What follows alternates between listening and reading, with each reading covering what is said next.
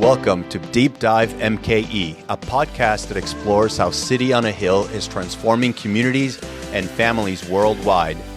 Join us as we dive deep into conversations with individuals who understand the journey out of generational poverty and its trauma. I'm your host, Art Cerna. Let's dive deep.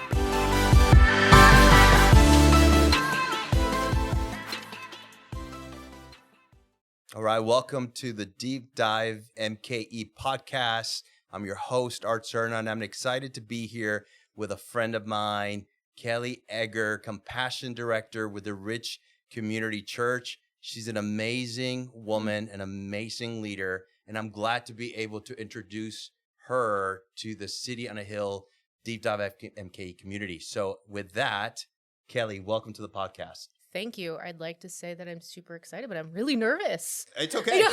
We're nervous together, and we're going to make just a wonderful conversation. Perfect. I remember when I first met you, and I met your family at the Ridge, and learned that you are an adventurous camping family. Yep. So I'm going to start with the question: where did you get that? It's actually a pretty cool story. So my son, when he was 2, we found that he had a brain tumor. And through that, we had gotten an opportunity to go through Make-A-Wish. Yeah. And you get like this whole Make-A-Wish pack to get set up to before the meeting. And when the meeting comes, this is when they ask the kid, okay, what's your wish? Well, through the whole setup, going through this packet with him, I honestly thought we were going to do a Disney cruise. I was getting passports ready. Wow. And so when they sat him down, and he's now 4, he was 4 or 5. They asked him what his wish was, and he said, I want to go camping and find Bigfoot. I was like, wait, wow. What? And so that kicked off our adventure of finding Bigfoot and trying to share marshmallows with him. Wow. And so... And you're still digging that today. It is the wish that keeps on giving. Absolutely. Wow. Well, wow. That just gives me an insight into you as a parent. And I'm sure that was a challenging journey early on as a family to have to go through. Absolutely. But what I've learned through that is God set that in motion for us, and we have had some amazing conversations with other families who are going through it currently, and we can just say that this is where we were, and by the grace of God, our story, how do I put it? His tumor was always supposed to be in his brain. It's wrapped around an artery. And his last checkup just 2 months ago, there's no detection of any brain tumor. And so our explanation is God. We lean on that. So we have families that we're able to share that with and say that there's hope. Yeah. The kind of work that City on a Hill does, fundamental, core, essential, is the ability to restore hope.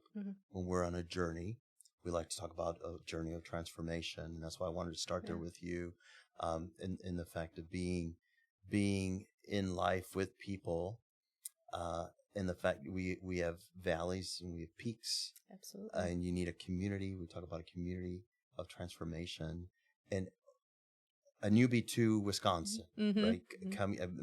Kept hearing about the Ridge Community Church, and like this church is like super active. I was meeting people that were volunteering, and it'd be like 10 at a time. It would come like this large group, and it's like, yeah, well, it's a Ridge, and got to know. And then when I got to visit, I recognized that you all are a community on a mission to do. So before I go there, I want to learn more. So your role as Compassion Director. Yeah. What does that mean? That's a cool title. Yeah. What do you do? And then how did you land that role, and how does it connect to your life journey? Yeah. So I like to say that Compassion at the Ridge is Jesus's love in action. And it's really my honor and my privilege to mobilize our people to selflessly serve the communities that we live in. I started in 2019 during our, like literally our Live Big series kicks off in November. And that was the same week that I started. So it was like drinking from a fire hose, which was an amazing blessing. But you know, before you hear about the glory, I'd love to share with you the story of like who I am and where it all started from. I grew up in a small town about 40 minutes south of here in a small farming community. Single mom who was 15 when she got pregnant. So there were challenges there. Multicultural, multiracial individual, and I was the first to go to college, first generation college student.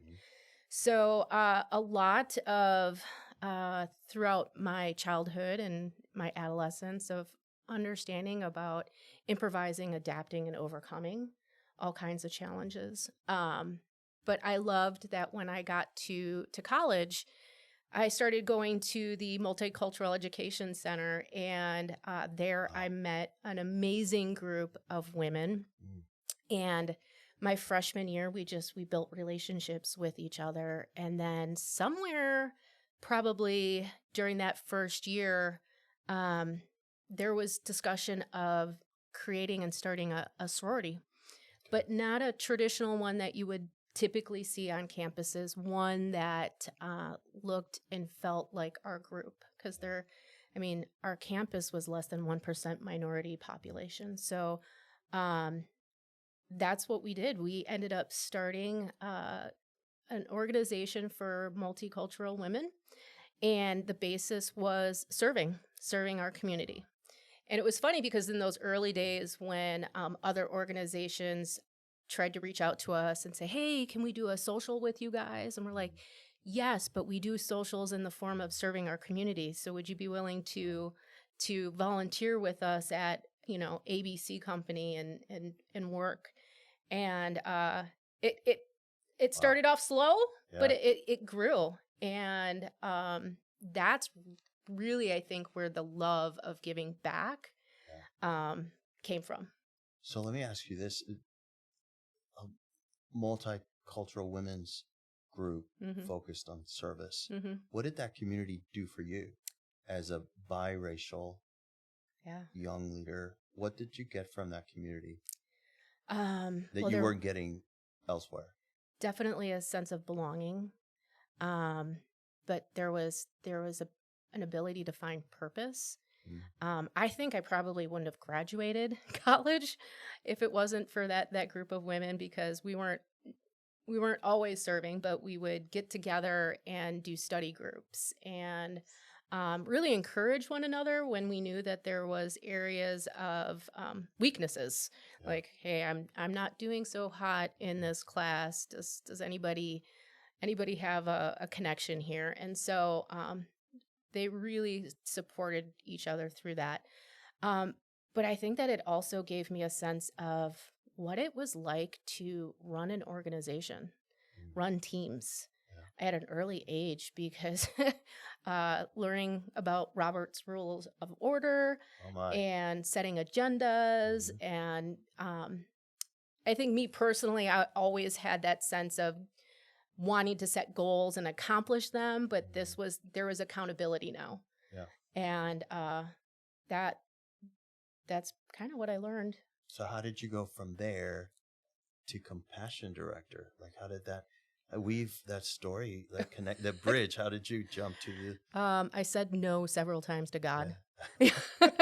I was working in the corporate world in sales, but serving, I would say, as like a high capacity volunteer at my church.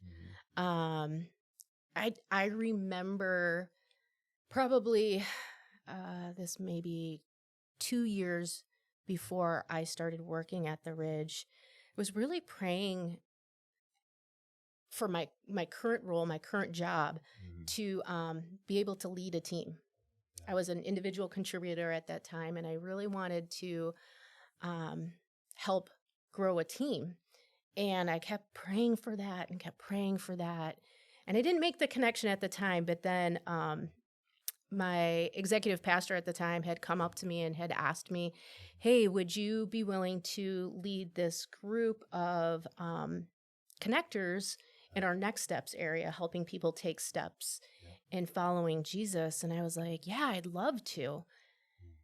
And I think back to that, and I was like, Lord, I probably should have been more specific. I wanted to lead a team and make money doing it, but now I'm leading a team, and that's exactly what I had asked for.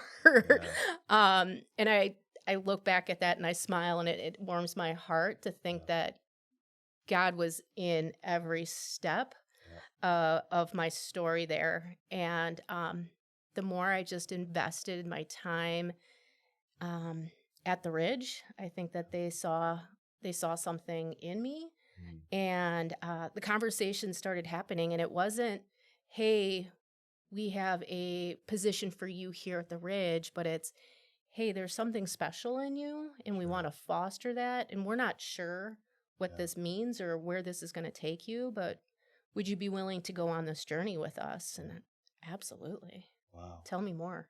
Wow. But I said no several times about a job personally, because we lived a pretty comfortable life, and the thought of making less money, the thought of, am I going to have to sell my house? What sacrifices am I going to have to make in order to work at a church? So I kept telling God, no. And then he made it very clear. This is a yes, but it wasn't just me that he needed to make it clear for. He also needed to let my husband know that it was going to be okay, because this was a family decision. It wasn't a Kelly decision. And so he had to work in not just one heart, but he had to work in several. Wow. I want to talk a little bit about this concept of community transformation. Yeah. So you've been on a mission trip you brought a team. You've been through a poverty simulation, I think, and done a lot. So we live in a world where public narratives define a lot of things for a lot of people, and oftentimes people, let their no, just they don't stay engaged, they don't get involved. They follow an issue at a distance. Yeah. But I think the power of being present, kind of the Christ model of immersing yourself. Emmanuel, God with us. That concept is so powerful to who we are as human beings, I believe, is my opinion. But we see it each and every time. Somebody who might say, like, I might not be very wealthy, but I got a ton of time. And that's wealth, time, relationships. Absolutely. So that's a long-winded way to get to community transformation. There's a ton of needs. I was at a power breakfast of Milwaukee Business Journal, and there was a panel. It was about 6 people from different just walks, professional and nonprofit, and talking about the problems, the complexity of problems in a city like Milwaukee, talking about racism, talking about just the housing and division and polarization and economic and education. So they covered a lot of ground. So like transformation for us is all of those things. But getting back to, for us, we've seen the power of people mobilized in service to do good for their neighbor, and the power that gives us when we say yes to that. Yeah. And so for you, in your role as compassion director, what do you find? Do people in the church, are they seeking? Like, is there a desire that's dormant that needs to be inspired to do so? What do you find in people and kind of their behavior responding to that kind of call? It seemed like God was pursuing you in many different ways, gave you the opportunity to say no, but eventually he hooked you. Yeah. So what do you find in people? The answer to your question, I think, is both yes and no. What I've learned over the last couple of years is that our people have a bubble, and this bubble is that comfort zone. And so they definitely want to be part of the solution and contribute. But going past that bubble, sometimes they need a little push. And I am just the person to push them. And so sometimes what we try to do at the Ridge is do small serving opportunities in our building and then try to connect them. Like, hey, if what you did today hit a nerve or a heartbeat, then you need to go see it in action. Yeah. We need you to be a part of seeing the community that you're impacting. And sometimes that's just the baby step. There are individuals who are ready to dive in with me and be willing to travel to the central city, no questions asked. And I'm typically one of them. I will don't always, think before I leap. That's how I ended up in Ukraine. Wow. Yeah. But sometimes people need to be led there. And so we love to show them the connection. Yeah. And love to follow, the stories that are happening here and share those with them and say that there's opportunities for you to get involved. Well, so you all have a lot, your Live Big campaign event that you do every year, at least since I've been here at City on a Hill. It's such a beautiful picture of community and transformation and compassion and generosity. I would love to hear a little bit more about what you see from your role and the kind of the role that you see for partners like City on a Hill. Yeah. Because you've got a pretty strong list of incredible partners in the city.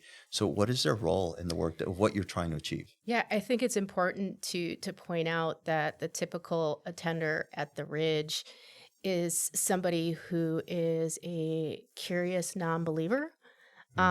So we get a lot of individuals who are new to faith or coming back to faith. And so, the Live Big campaign that we do every fall hits on 3 components: give, love, serve. And it's all built around Acts 20:35, which says we are more blessed to give than to receive. And so that giving component can be difficult for people who are new. But I think the way that we try to make it very simple is 100% of what's given during that series goes right back out through vetted organizations that we partner with. Yeah. And, throughout that series, we are telling the City on the Hill story and the stories of our other nonprofits that we work with, and just saying, hey, one of these organizations may be one that specifically is talking to your heart. Yeah. And we want to partner with you in making that impact. Wow. And so, we've been doing this for years, and every year it just keeps getting bigger and bigger. Wow. Every time I think I have an idea of what maybe will come in financially, God crushes it. Wow. He's like, nah, I'm bigger than you, Kelly. I'm way bigger than you. And so, last year was our biggest giveaway ever. Wow. In those early years, it's only been since 2019, but like that first year that I was a part of the team to lead that, I felt like Oprah. Like, you get a car, and you get a car, and you get a car. Well, we got a car. Yeah, you did get a car. I remember I got a car. I was there. We got a van, and I've been able to drive that van all over the city. And today we're sitting in these chairs in this studio that Live Big helped fund. So trying to get the message out. So I mean, thank you for doing that. And so let's talk about this. In talking about community transformation and generosity and compassion, we care about generational synergy, like building the next generation and enabling them to see the power of faith. We see into Gen Z generations and the future generations less trust of institutions and more on authentic, genuine leadership. And they want to get stuff done. They want to see stuff done. Yeah. When they hear things about justice, they're trying to understand how do we get engaged, and how does the church or how does the gospel or my faith connect to that type of work? And so we're all about that. Mm-hmm. And so this studio will be a way to do that. So that you mentioned the book of Acts.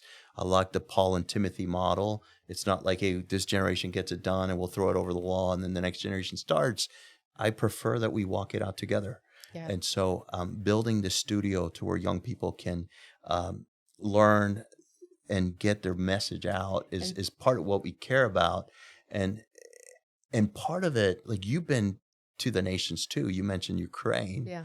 I'd love to take a group of young people to see the world, but bring back their lessons and their insights into this community. So when you think about the power of what you're achieving, like tell a little bit more about Ukraine, what you went, what you did, what you learned. How does that, as a leader like you, Mm-hmm. how could that be beneficial to like young people in a city like Milwaukee trying to handle complex issues? How could that type of experience be helpful? Ooh, big question. Big question. Yeah, big question.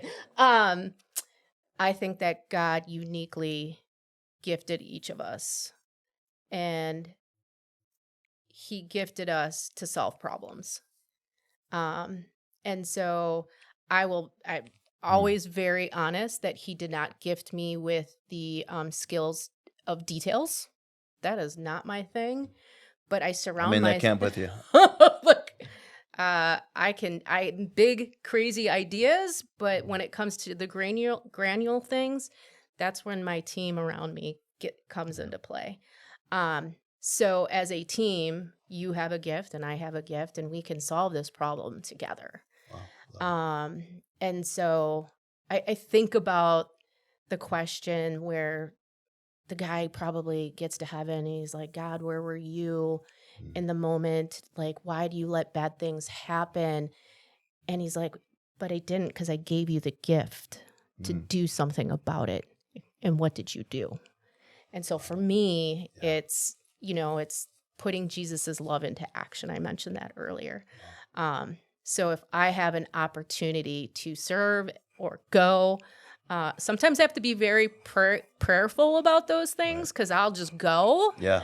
And so, and I have to, I've learned that I have a spouse who's not as adventurous as I do. So I have to bounce these things off of him as well, so that I know that he has that I have his support, and that I'm not doing this over here by myself. And so, yes, I think that the new generation will pick up not where we left off, but where we lead them. Yeah. And so bringing them, for me, even being a part of the suburb of Milwaukee, the mission field is right here. And so I could take them I can get them on a plane, no problem. And I can show them the world, but sometimes the world is just in our backyard. Yeah. And so getting them to come here is always my first step.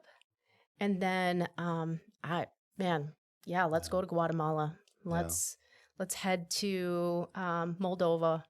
But I will tell you, in my experience in both of those countries, that I had opportunities to pray with a lot of people, and the prayers are the same. Anxiety, family, health. It doesn't matter what our financial backgrounds are. We're all kind of praying for the same thing. Wow. And that was kind of my big takeaway. Wow. That connects us all together. Yeah. So here's where I want to finish our conversation. So you talked about the big ideas. You're a big ideas person. So the power of big ideas. And I want to dig into a little just in this. I have heard you talk about big ideas and community transformation. So I would like to, for our audience sake, what are the stuff that in your heart and your mind are big ideas that the church could take to accelerate progress in communities like Milwaukee, to advance big ideas? Oftentimes, big ideas go and die because there's not a financial resource or a mechanism to say, hey, I have the heart of an entrepreneur. I got this vision from God. I've got no money or I've got no influence. So can you say more about What type of big ideas do you think could move a city like Milwaukee forward? And what is the role of the church in that? Yeah, so sometimes the seed gets planted and it's an article that I'll read or a podcast that I'm listening to or a book that I'm reading, where it just from there it'll be a small idea, Right. and then I'll sort of dive into it. So, for example, right now, we had read an article about food deprivation in our city. And so that led us to having conversations with our school districts and understanding what does the school lunches look like Sure. now that we're no longer in this free lunch COVID era. What does the negative balances at the school look like? And talking to the food pantries in the area and understanding that the grant money that they used to have during COVID are no longer available. And just having other conversations with community members about this. And so this small thought of, okay, there is a food issue that we're having, especially going into the summer where kids are going to start, the summer here. Yeah. We started thinking about how can we get food into the hands of the organizations that we like to partner with. Yeah. So then we can empower you to get that into the right hands. Sure. And just pray over them. And so this Million Meals MKE idea has flourished, and it's one that I've had and kind of threw it out there at our church like, hey, is there anybody willing to sit on this team with me and just kind of develop this crazy idea? And I've got a team of 4 to 5 people that meet monthly, and we're hoping to launch this and do this not just as the Ridge Community Church, but man, if your church wants to join us, this is what it's going to look like. This is why we're doing it. You definitely have to cast that vision of why this is important. And if you've got the funds to help us, because it's not going to be cheap, here's how you can participate in that. Because I think that there are different levels of participation. You might be somebody who can financially support it, but not give the time. You might be somebody who has the talents to put something together, but not financially give. Because it's going to take lots of hands to put something like this on. And I have a great project manager who's come alongside me and he's a volunteer at the church. We're a decent sized church, and there's lots of individuals with different skill sets. And so sometimes they don't always know how they can help. So I always try to put it out there. Wow. There's so much of what you said about just the power of team. Yeah. So I've learned a lot just from listening to you about how important that is. And I'll end our time with this question. So we serve hundreds of young people every year, and who are needing to be mentored, coached, empowered. And so just wisdom from people that have pressed through, that have not gotten stuck in an idea. They've pursued it, they failed, gone back up. So 13-year-old version of Kelly Eger, you go back, what would be your advice to that Kelly sitting in my youth center, 13 years old? What would be your advice? Well, failure is the first attempt at learning something, right? First attempt in learning something. And so let that be a part of the story, because we're not always going to get it right the first time. But for me, the 13-year-old in me is always learning through that. And that probably wasn't something that I knew then, because I would get very discouraged. But it's definitely something that I've learned through my journey. And I hope that they realize that it's okay. It's okay to fail. It's okay to fail. I've done it often. Yes. But through that, there's so many learning opportunities. What's the Edison found 3,500 ways not to make a light bulb. Okay. And he just, Needed that one. He just needed the one. So just keep it. You got to have that grit and that determination. Also, going back to the team, surrounding yourself with the right people. I have a mentor that I connect with. I have a work sponsor, somebody within the Ridge that I can go to. And those are two totally different people. Yeah. I know I can lean on my husband as sound advice. And so I surround myself with people who let me dream, but also bring me back down to earth. Yeah, the practical is important. Yes. Awesome. My husband is the exact opposite of me. So that's good. God has a way to do that. We are a good team. Yeah. Awesome. Well, Kelly, thank you for your inspiration. Absolutely. For sharing. Yeah. And we look forward to continuing to partner with you and the Ridge, making big dreams and big ideas come forward in Milwaukee. So thank you for coming on the podcast. Never hesitate to let me know what those are, because we'll do. We're just crazy enough to come alongside you. Awesome. Thank you. Oh, appreciate absolutely. You. You bet. Thanks for your time and attention. Through the inspiring stories of courage, wisdom, generosity, and joy, we demonstrate how City on a Hill and our network is advancing justice and working towards a world free from poverty. This work highlights the cultural pillars of City on a Hill: loving, listening, learning, and leading. We can't do what we do without you. Remember to join the email list to stay in the loop on the important work City on a Hill is doing in your community. Till our next dive, stay courageous.